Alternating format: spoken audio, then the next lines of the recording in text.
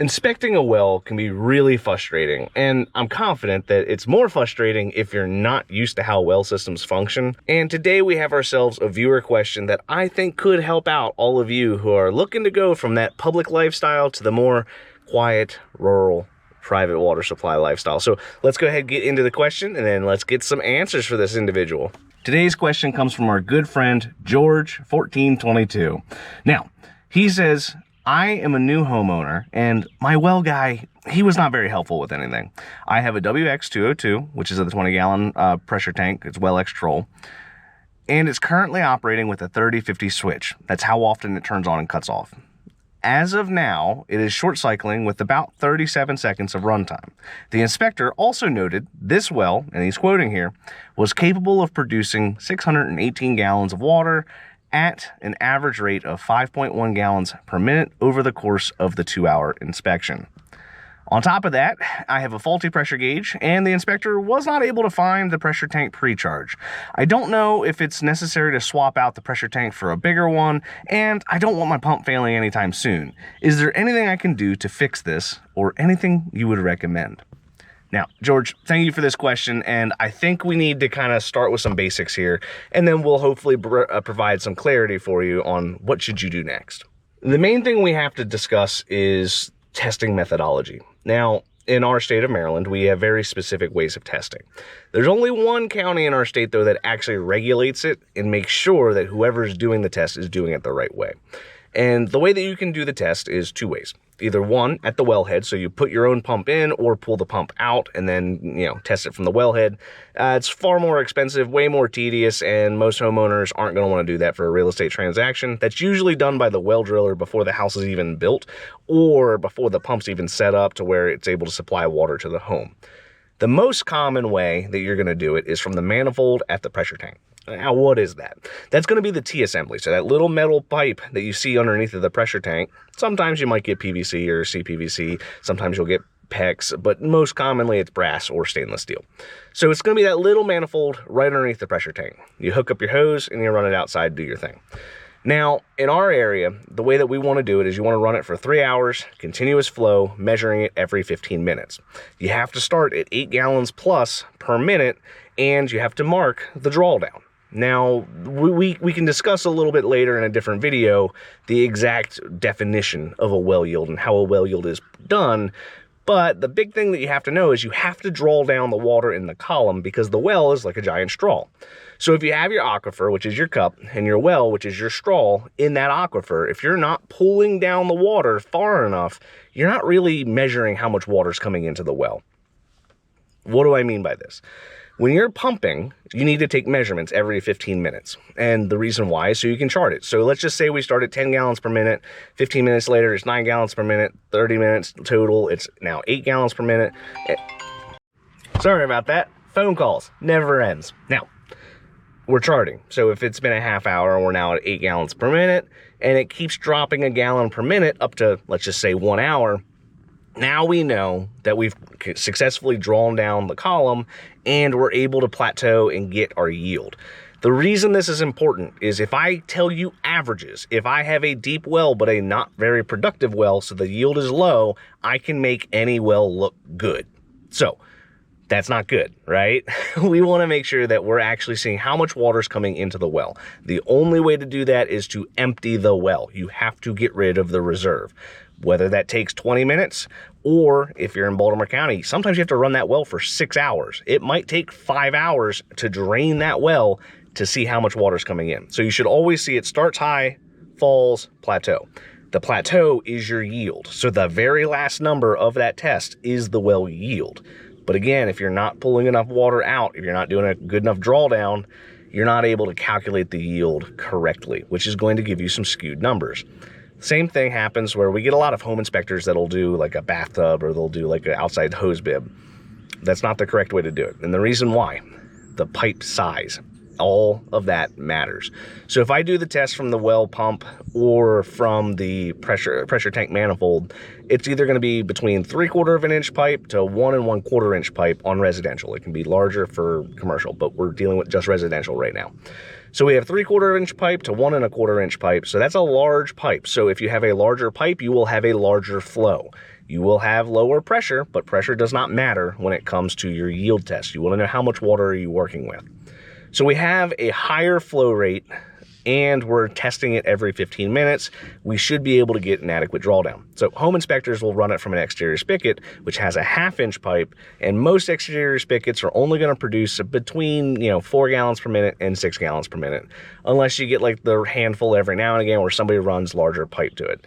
That doesn't happen very often. So most commonly it's going to be 1/2 inch pipe. So you're going to get a lower flow rate out of that spigot. So if you're going to do an outside spigot, you got to do 2. So that way you can get adequate flow out of the system. The next step in your question is the size of the tank. Now, a WX-202 is pretty small. That's not usually the standard size that we use around here. We're typically in the 33 gallon range to 45 gallon range, and that's the equivalent volume of the tank, not the actual fill volume. It all depends on the pressure inside of your system. A 20 gallon tank typically is used, 1, they're cheaper, and 2, you can put them in some weird spots. So like, let's just say you're in Southern Maryland and you don't have a basement. What they'll do is they'll slap those WX-202s under the house in the crawl space. And the reason why that they're the small ones, that's how you can fit it into the crawl space. And also it makes it easier when you're installing it to have the smaller one and not have to try and fight with a big one underneath of the house. 37 seconds is pretty quick. Now, you don't really kind of get in the danger zone until you're in the 10 to 15 second range. So I don't think your bladder's blown at 37 seconds. I just think that your pump is discharging faster than the size of that tank allows for. So if you had a 30 gallon or 33 gallon tank, you probably would be right on the money. When you size these, Well-X-Trol has a really good sizing chart. So what they'll do is they'll say, okay, we know we're discharging at 8 gallons per minute. I have a 30/50 switch. I need to have this size tank. You probably have too small of a tank, so that's why it's cycling faster than what it would normally do. So obviously increasing the size of your tank would help. Now, why do you want to have the proper cycle length? 60-second cycle length is what you want to aim for, and that's so you can give the pump enough runtime.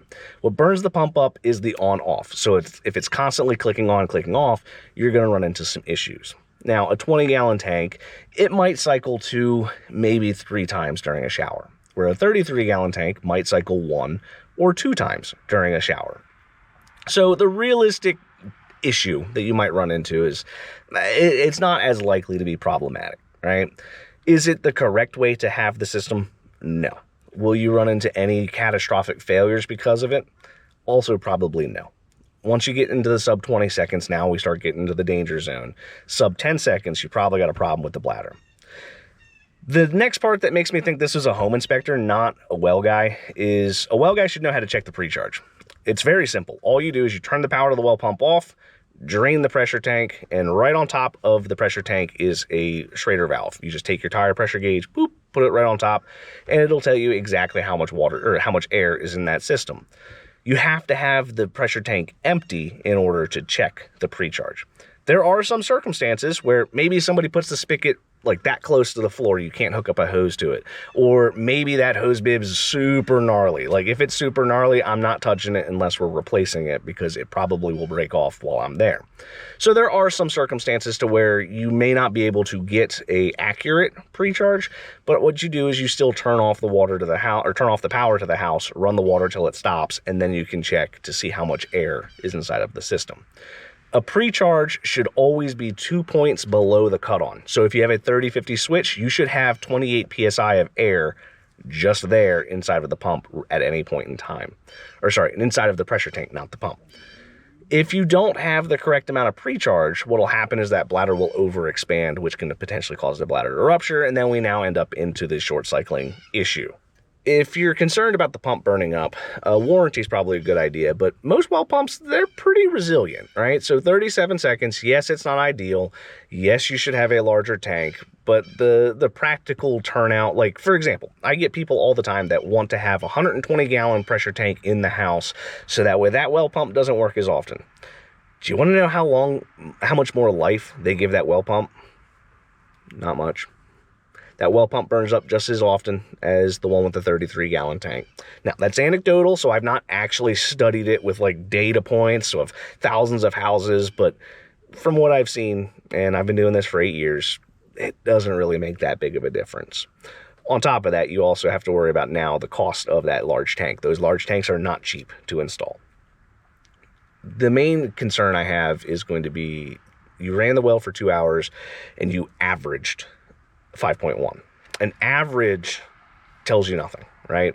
And I'm not beating up on this person because every state's a little bit different. I don't know what your state practices and standards are, but you can't average a yield. It is what it is. Now, if you do multiple yield tests over the course of a week or two or even several years, sure, you can average, right? If I know that the well was drilled at 2 gallons per minute, 3 years later I test it and now I'm getting 2.1, 6 years after that we get 1.8, now we know our average is about 2, right? But if I have a 600-foot well and I am pumping at 8 gallons a minute for 2 hours and then it cuts to 0.2 gallons per minute, I can average that well to look like a passing well, and that could be problematic. Even though the yield of that deep well is 0.2 gallons per minute, because it was so deep, it looked better than it actually was. So I would at least look at the documentation, see how much water they pulled out, look at how deep your system is. Every linear foot of a 6-inch well casing is 1.5 gallons of water. Every linear foot of a 4-inch well casing is 1 gallon of water. Now, some wells are slightly larger, some are slightly smaller, so that'll get you in the right ballpark. But if you have a 100-foot well with a 20-foot static, you have 80 foot of water in the column. Subtract another 10 for the pump, now you got 70 foot of water in the column in order to do that math with. If you have an 800-foot well, again, you got to know your math for your numbers and how much water's in there. But look at how much water could potentially be in that well versus how much water they took out of the well, and that'll help you kind of get an idea of how accurate was that test. That one's a little bit complicated for a homeowner to be doing, but I hope that this video helped give you a little bit of clarity on what should you be doing. I personally probably wouldn't be super concerned about the pressure tank. I mean, I'm biased because I'm in this world, so like, it's not the end of the world to me. But I would be more interested in the yield aspect of it versus the sizing and the pressure switch and all that other stuff. Hopefully you found this useful, and leave a comment below. If maybe you have something similar going on, share your story to help out George, and hopefully George is going to enjoy his nice new home. And I look forward to talking to you guys next time.